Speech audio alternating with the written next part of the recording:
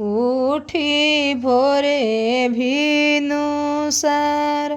उठी भोरे भिनुसार पहिनन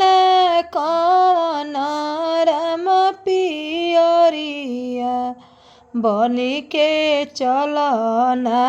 कहार बनिके चलना कहार छठी मैया दिहली बालकावा पूरा भइल हमार आरामान पूरा भइल मनावा के आस पूरा भइल मनावा के आस छुटली बजनिया के नमावा मुहावा भइल उजियार मुहावा भइल उजियार अनधन दिहली छठी मैया दुखवा दिहली भागाई दुखवा दिहली भागाई अनधन दिहली छठी मैया सुखवा दिहलिया पर सुखवा दिहलिया पर सपना जे पूरा करवली मैया भरली भंडार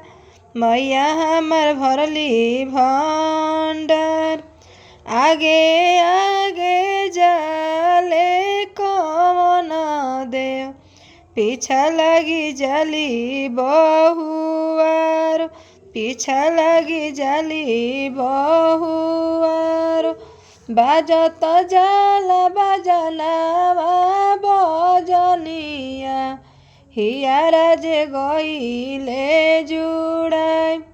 हियारा जे गइले जुड़ाई तिवाई जे दिहली अरघिया हाथ जोड़ी सिरावा नवाई गोड़ लगली सिरावा नवाई सारा धामार पूजवली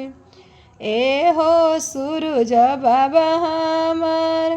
ए हो छठी माई हमार फलवा से दौरा सजनी उठी भोरे भिनुसार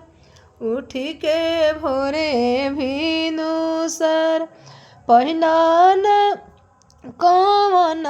बाबू पियरिया बनिके चल कहार बनिके चल कहार छठी मैया दिहली बालकावा पूरा भइल हमार आरामान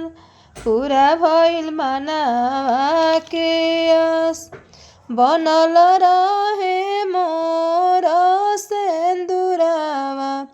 बनल रहस बालक हमार बनल रहस बालक हमार इहे दिहिया सिसिया छठी माई हाथ जोड़ी करिले बिनती हाथ जोड़ी करिले बिनती। हम लोग गायिका बक्सर जिला से विभा पांडे। अगर हमारा वीडियो अच्छा लगी तो एक लाइक ज़रूर करब जा और शेयर करके कमेंट ज़रूर करब जा। जय छठी मैया।